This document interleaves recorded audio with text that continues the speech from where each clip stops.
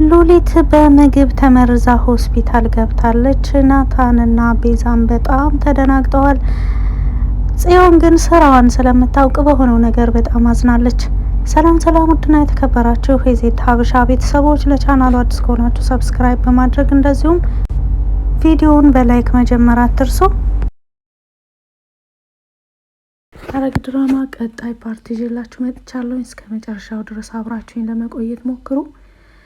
እንደሚታወቀው ካሳለፍነው ፓርት ላይ ጽዮን እራት አዘጋጅታ ነበረ። ባዘጋጀችው ምግብ ደግሞ የወይዘሮ ሉሊትን ምግብ መድኃኒት አድርጋበት ነበር።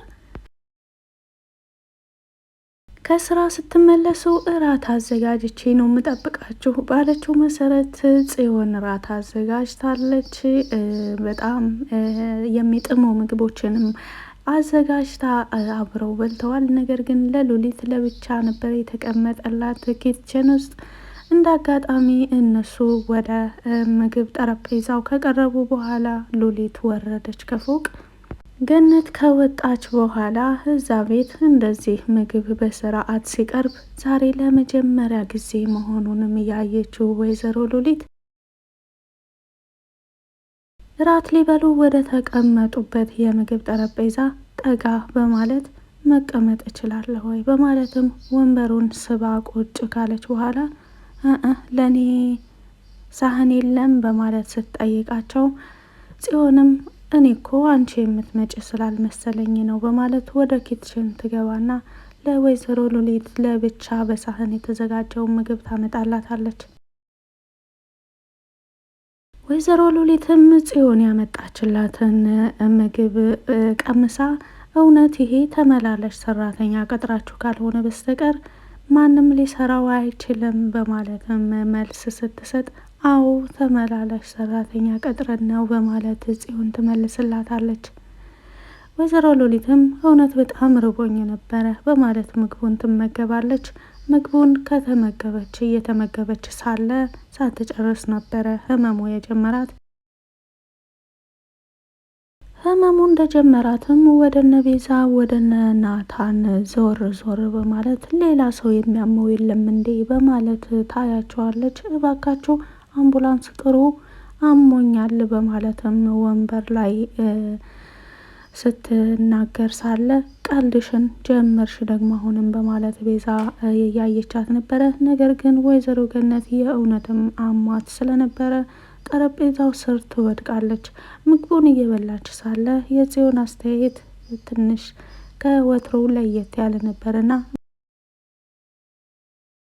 ሉሊትም ብዙ ጊዜ ጽዮን አተኮራ ባየቻት ጊዜ ምናልባትም የበፊቱን እያስታወሰች ይሆን እንዴ በማለት ስለምትፈራ ምግቡ ተመርዞ ይሆን እንዴ የሚለው ነገር ምንም በሀሳቡ አልመጣም ነበር።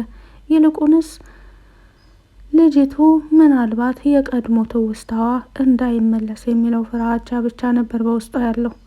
ነገር ግን እውነታው ሌላ ነው። በሌላ መልኩ ያፌት ተወግቶ መጥቷል። ያፌት ተወግቶም የመጣው ቀጥታ ወደ ቤቱ ነው። ቤቱም ከደረሰ በኋላ ኤፍራታ በጣም ሰዓት አልፎ ስለነበረ እየደወለች እየተጨናነቀች ነበረ። ሳሎን ቤት ወዳ ወዲህ እያለች ባለችበት ወቅት ያፌት ቤት ይደርስና ይወድቃል። ከዛም በኋላ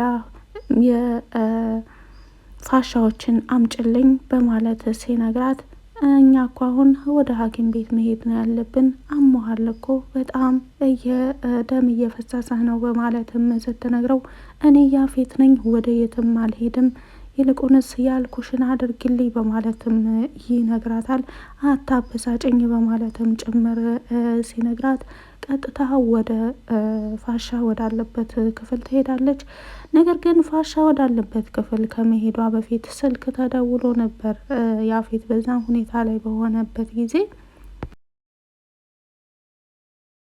ይሄ መልእክት ለኤፍራታ ጥሩ አጋጣሚ ሆኖላታል። ወደ ያፌት ቤት የገባችበት ዋነኛው እቅዷ የእሱን ስራና እንደዚሁም ባልደረቦቹን አንዳንድ የባልደረቦቹን ስልክ ቁጥርም ሆነ አድራሻ ለማወቅ ትፈልጋለች እና ይሄንን አዲስ የደወለውን ሰው ቁጥሩንም ተቀብላለች፣ መልእክቱንም በሙሉ ሰምታለች።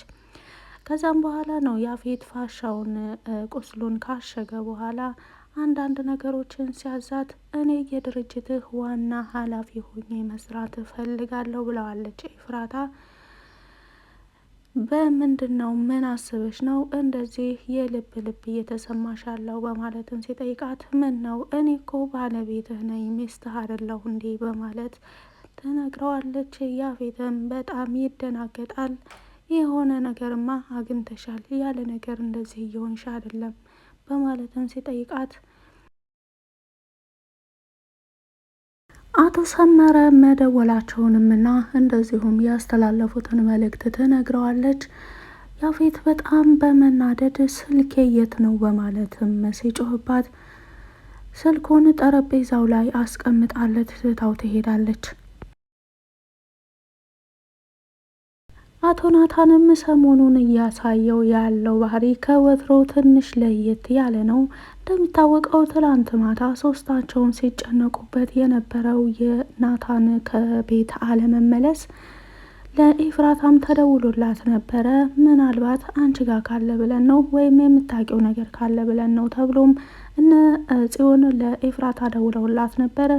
በወቅቱ ኤፍራታም ያፌት ወደ ቤት ስላልተመለሰ ለስራ ብሎ እንደወጣ እሱም አልተመለሰም፣ ምንም የማውቀው ነገር የለኝም፣ ይልቁንስ ናታን እንዴት እስካሁን አልመጣም?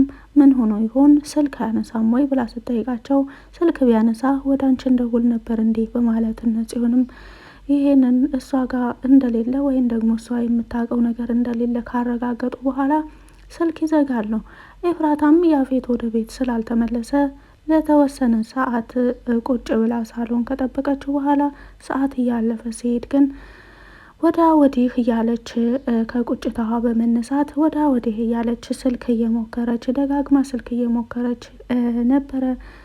ያፌት በዛን ሰዓት በሩን ከፍቶ ለመግባት የቻለው ነገር ግን እነ ቤዛ እንደዚሁም ኢቭን ሉሊትም ስትጠብቀው ነበረ ናታንን ሶስታቸውም። ሉሊት ግን ሰዓት ስለሄደ በቃ ይሄ ሰው አይመጣም እኔ ልተኛ በማለት ትታቸው ትተኛለች። ቤዛና ጽዮን ግን ሲጠብቁት ነበረ እስከ እኩለ ሌሊት የቆዩት። ከዛም በኋላ ሉሊት ከተኛች በኋላ ብዙ ሰዓታትን ካሳለፈ በኋላ ናታን ምግብ ይዞላቸው ይመጣል። ራት ብሎ ብዬ ነው እኔ እዛ በልቻለሁ እናንተ ብሎ ይሄው ይዤላችሁ መጥቻለሁ ይላቸውና ለቤዛና ለጽዮን ምግቡን አስቀምጦ ወደ መኝታ ክፍሉ ይሄዳል። ወደ መኝታ ክፍሉም ከገባ በኋላ ብዙም ሳያርፍ መልሶ ማለዳ ደግሞ ወጥቶ ነበረ። በዛን ወቅት ሉሊት ጠዋት ከእንቅልፏ ትነሳና ለአቶ ያፌት ትደውላለች። አቶ ያፌትም ስልክ አያነሳም። 3 ጊዜ ደጋግማ ከደወለች በኋላ ምን ፈልገሽ ነው አንቺ ሴትዮ? አንድ ሰው ስልክ አላነሳልሽ ካለ ማናገር አይፈልግም ማለት ነው በማለትም ሲነግራት አቶ ያፌት እንዴት አደርክ? እኔ እኮ ላንተ አስቤ ነው። ይሄውልህ ማታ ናታን ስልኩን ዘጋግቶ እቤት የለም ነበረ። በጣም አምሽቶ ነው የገባው። ምናልባትም ከኤፍራታ ጋር ከሆነና አንተ የምታውቀው ነገር ካለ እንድታጣራ ብዬ ነው የደወልኩልህ በማለትም መልእክት ካስተላለፈች በኋላ ስልኩን ትዘጋለች። ያፌትም እውነትም ወይዘሮ ሉሊት ዛሬ ለኔ ባታውቂውም አስበሽልኛል በማለት ያፌትም ይገነዘባል። አቶ ያፌትም ሐኪም ቤት አልሄድም እኔ ያፌት ነኝ በማለት እቤቱ ቁስሉን አሽጎ ጋደም ባለበት ወቅት የአክስቱ ልጅ ይመጣል። እሱ ጋር አንዳንድ ነገሮችን እየተጫወቱ ሳለ ኤፍራታሙ ወደ እነሱ ትመጣና ትቀመጣለች። በጨዋታቸውም ላይ ስለ አባቷ አንዳንድ ነገሮችን አንስታ ነበረ። በቃ አንተ ሂድ እኔ ና ብዬ ካልደወልኩልህ በስተቀር ወደዚህ ቤት እንዳትመጣ በማለት የአክስቱን ልጅ ያባርረዋል። የአክስቱን ልጅ እኔ ነኝ ጥፋተኛ አሞህ መስሎኝ አንተን ልጠይቅ የመጣሁት በማለትም ይመልስለትና ከቤት ይወጣል። ኤፍራታንም አቶ ያፌት አንቺ ልጅ ምንድን ነው የተዘጋ ፋይል እንደገና የምታስታውሽው? የተረሳ ነገር እኮ ነው በማለትም ይጮህባታል። እንዴት ነው የሚረሳው? አባቴን ሁሌም መቼም ቢሆን አልረሳውም በማለትም ትናገራለች። ኤፍራታ ወደ ያፌት ቤት የገባችበትን ዋና እቅዷን እያሳካች ነው ያለችው። የሉሊትስ ህመም እስከ የት ያመራታል የሚለውን ደግሞ በቀጣይ ፓርት ላይ የምናይ ይሆናል። ስላዳመጣችሁኝ ከልብ አመሰግናለሁ። መልካም ቆይታ